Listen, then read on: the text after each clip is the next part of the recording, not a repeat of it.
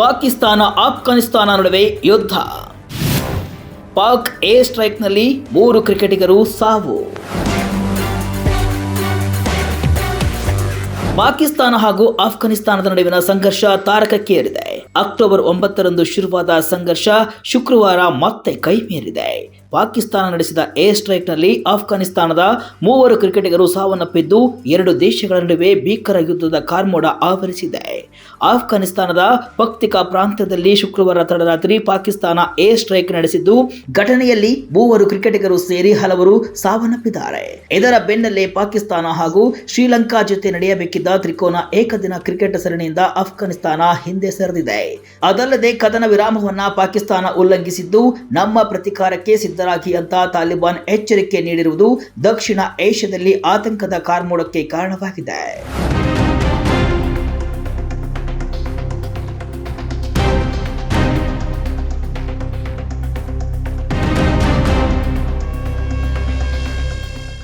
ಹೌದು, ಪಾಕಿಸ್ತಾನ ಹಾಗೂ ಆಫ್ಘಾನಿಸ್ತಾನದ ನಡುವಿನ ಸಂಘರ್ಷ ಕಂಟಿನ್ಯೂ ಆಗಿದೆ.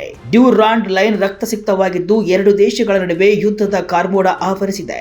ಕದನ ವಿರಾಮದ ನಡುವೆಯೇ ಆಫ್ಘಾನಿಸ್ತಾನದ ಪಕ್ತಿಕಾ ಪ್ರಾಂತ್ಯದಲ್ಲಿ ಪಾಕಿಸ್ತಾನ ನಡೆಸಿದ ಏರ್ ಸ್ಟ್ರೈಕ್ನಲ್ಲಿ ಕನಿಷ್ಠ 3 ಆಫ್ಘಾನ್ ಕ್ರಿಕೆಟರು ಸಾವನ್ನಪ್ಪಿದ್ದಾರೆ ಅಂತ ಆಫ್ಘಾನಿಸ್ತಾನ ಕ್ರಿಕೆಟ್ ಮಂಡಳಿ ದೃಢಪಡಿಸಿದೆ. ಈ ಆಟಗಾರರು ಫ್ರೆಂಡ್ಲಿ ಮ್ಯಾಚ್ ಮಾಡಲು ಉರ್ಗುನ್ನಿಂದ ಶರಾನ್ಗೆ ಪ್ರಯಾಣಿಸಿದ್ರು. ಮೃತ ಆಟಗಾರರನ್ನ ಕಬೀರ್, ಸಿಬ್ಗಾತುಲ್ಲಾ ಮತ್ತು ಹಾರೂನ್ ಎಂದು ಎಸಿಬಿ ಗುರುತಿಸಿದೆ. ಈ ದಾಳಿಯಲ್ಲಿ ಇವರೊಂದಿಗೆ ಇನ್ನೂ 5 ಮಂದಿ ನಾಗರಿಕರು ಕೂಡ ಪ್ರಾಣ ಕಳೆದುಕೊಂಡಿದ್ದಾರೆ. ಎಸಿಬಿ ಪ್ರಕಾರ ಆಟಗಾರರು ಪಂದ್ಯ ಮುಗಿಸಿ ಉರ್ಗುನ್ಗೆ ವಾಪಸ್ಸಾದ ನಂತರ ಒಂದು ಸಭೆಯಲ್ಲಿದ್ದಾಗ ಅವರನ್ನು ಗುರಿಯಾಗಿಸಿ ದಾಳಿ ನಡೆಸಲಾಗಿದೆ. ಇದನ್ನ ಪಾಕಿಸ್ತಾನ ಸರ್ಕಾರ ನಡೆಸಿದ ಹೇಡಿತನದ ಕೃತ್ಯ ಅಂತ ಎಸಿಬಿ ತೀವ್ರವಾಗಿ ಖಂಡಿಸಿದೆ. ತ್ರಿಕೋನ ಸರಣಿಯಿಂದ ಹೊರಬಂದ ಆಫ್ಘಾನಿಸ್ತಾನ.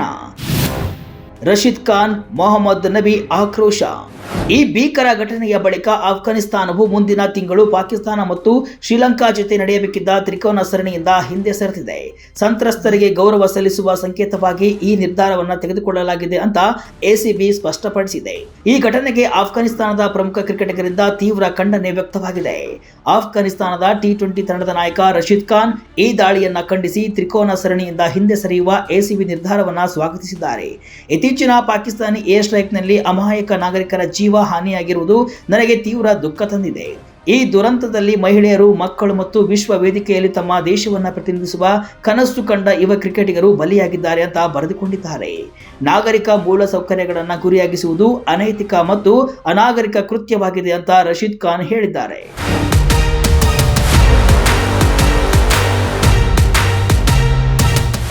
ಮತ್ತೊಬ್ಬ ಅಂತಾರಾಷ್ಟ್ರೀಯ ಆಟಗಾರ ಮೊಹಮ್ಮದ್ ನಬಿ ಈ ಘಟನೆಯ ಪಕ್ತಿಕಾಗೆ ಮಾತ್ರವಲ್ಲ, ಇಡೀ ಆಫ್ಘಾನ್ ಕ್ರಿಕೆಟ್ ಕುಟುಂಬಕ್ಕೆ ಮತ್ತು ರಾಷ್ಟ್ರಕ್ಕೆ ಆದ ದುರಂತ ಅಂತ ಹೇಳಿದ್ದಾರೆ. ಈ ದಬ್ಬಾಳಿಕೆಗಾರರಿಂದ ಅಮಾಯಕ ನಾಗರಿಕರು ಮತ್ತು ನಮ್ಮ ದೇಶೀಯ ಕ್ರಿಕೆಟ್ ಆಟಗಾರರ ಹತ್ಯೆಯು ಘೋರ, ಕ್ಷಮಿಸಲಾಗದ ಅಪರಾಧ ಅಂತ ಅಫ್ಘಾನ್ ಅಂತಾರಾಷ್ಟ್ರೀಯ ಕ್ರಿಕೆಟಿಗ ಫಜಲಕ್ ಫಾರೂಕಿ ಫೇಸ್ಬುಕ್ನಲ್ಲಿ ಬರೆದಿದ್ದಾರೆ.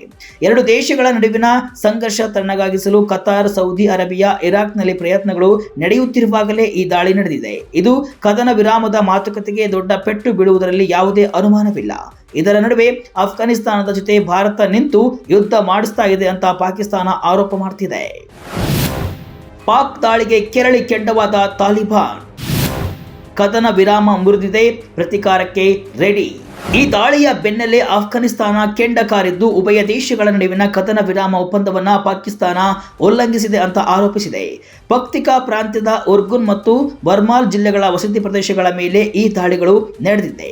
ಈ ಮಾರಣಾಂತಿಕ ದಾಳಿಗಳು ಉಭಯ ರಾಷ್ಟ್ರಗಳ ನಡುವೆ 48 ಗಂಟೆಗಳ ಕದನ ವಿರಾಮ ಒಪ್ಪಂದ ಜಾರಿಯಲ್ಲಿದ್ದಾಗಲೇ ನಡೆದಿದೆ. ಉದ್ವಿಗ್ನತೆಯನ್ನ ಕಡಿಮೆ ಮಾಡಲು ದೋಹಾದಲ್ಲಿ ಮಾತುಕತೆ ನಡೆಯುತ್ತಿರುವ ಹಿನ್ನೆಲೆಯಲ್ಲಿ ಕದನ ವಿರಾಮವನ್ನು ವಿಸ್ತರಿಸುವಂತೆ ಪಾಕಿಸ್ತಾನ ಕರೆ ನೀಡಿತ್ತು ಮತ್ತು ಕಾಬೂಲ್ ಕೂಡ ಇದಕ್ಕೆ ಒಪ್ಪಿಗೆ ಸೂಚಿಸಿತು. ಆದರೆ ಈ ಒಪ್ಪಂದವನ್ನ ಪಾಕಿಸ್ತಾನವೇ ಮುರಿದಿದೆ ಅಂತ ತಾಲಿಬಾನ್ ಆಕ್ರೋಶವನ್ನು ವ್ಯಕ್ತಪಡಿಸಿದೆ. ಇದರ ನಡುವೆ ಪಾಕಿಸ್ತಾನ ರಕ್ಷಣಾ ಸಚಿವ ಖ್ವಾಜಾ ಆಸಿಫ್ ಆಫ್ಘಾನಿಸ್ತಾನದ ನಾಗರಿಕರು ಎಲ್ಲರೂ ಪಾಕಿಸ್ತಾನವನ್ನ ಬಿಟ್ಟು ಹೋಗಿ ಅಂತ ಕರೆಯನ್ನ ನೀಡಿದ್ದು, ನಮ್ಮ ನೆಲ 250 ಮಿಲಿಯನ್ ಪಾಕಿಸ್ತಾನಿಗಳಿಗೆ ಮಾತ್ರ ಅಂತ ಹೇಳಿರುವುದು ಯುದ್ಧದ ಸನ್ನಿವೇಶವನ್ನು ಹೆಚ್ಚಿಸಿದೆ.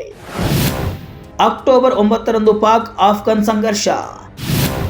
ಪಾಕ್ ಸೈನಿಕರನ್ನ ಚೆಂಡಾಡಿದ ತಾಲಿಬಾನ್. 48 ಗಂಟೆಗಳ ಕದನ ವಿರಾಮ ಶುಕ್ರವಾರ ಸಂಜೆ 6 ಗಂಟೆಗೆ ಅಂತ್ಯವಾಗಿದ್ದು, ಅದಕ್ಕೂ ಮುನ್ನವೇ ಪಾಕಿಸ್ತಾನ ಏರ್ ಸ್ಟ್ರೈಕ್ ನಡೆಸಿದೆ. ಇನ್ನು ಈ ಸಂಘರ್ಷವು ಅಕ್ಟೋಬರ್ 9ರಂದು ಆರಂಭವಾಗಿದೆ. ಪಾಕಿಸ್ತಾನ ಕಾಬೂಲ್ನ ಟಿಟಿಪಿ ನೆಲೆ ಮೇಲೆ ಏರ್ ಸ್ಟ್ರೈಕ್ ನಡೆಸಿದಾಗಿನಿಂದ ಈ ಸಂಘರ್ಷ ಶುರುವಾಗಿದೆ. ಪಾಕಿಸ್ತಾನದ ದಾಳಿಗೆ ಅಕ್ಟೋಬರ್ 11ರಂದು ಆಫ್ಘಾನಿಸ್ತಾನ ಪ್ರತೀಕಾರವನ್ನು ತೀರಿಸಿಕೊಂಡಿತ್ತು. ಅಂದಿನಿಂದ ಎರಡು ಕಡೆಗಳಲ್ಲಿ ನೂರಾರು ಸಾವು ನೋವುಗಳು ಸಂಭವಿಸಿವೆ. ತಾಲಿಬಾನ್ ಅಧಿಕಾರಿಗಳ ಪ್ರಕಾರ ಅವರು 58 ಪಾಕಿಸ್ತಾನಿ ಸೈನಿಕರನ್ನು ಕೊಂದಿದ್ರೆ, ಪಾಕಿಸ್ತಾನಿ ಸೇನೆಯು 23 ಸಿಬ್ಬಂದಿಯನ್ನು ಕಳೆದುಕೊಂಡು 200ಕ್ಕೂ ಹೆಚ್ಚು ತಾಲಿಬಾನ್ ಮತ್ತು ಸಂಬಂಧಿತ ಭಯೋತ್ಪಾದಕರನ್ನು ಕೊಂದಿರುವುದಾಗಿ ಹೇಳಿಕೊಂಡಿದೆ. ಇದರ ನಡುವೆ ಉತ್ತರ ವಜೀರಿಸ್ತಾನದ ಮಿಲಿಟರಿ ಶಿಬಿರದ ಮೇಲೆ ನಡೆದ ಆತ್ಮಹತ್ಯೆ ದಾಳಿಯಲ್ಲಿ 7 ಪಾಕಿಸ್ತಾನಿ ಸೈನಿಕರು ಸಾವನ್ನಪ್ಪಿದ್ದಾರೆ.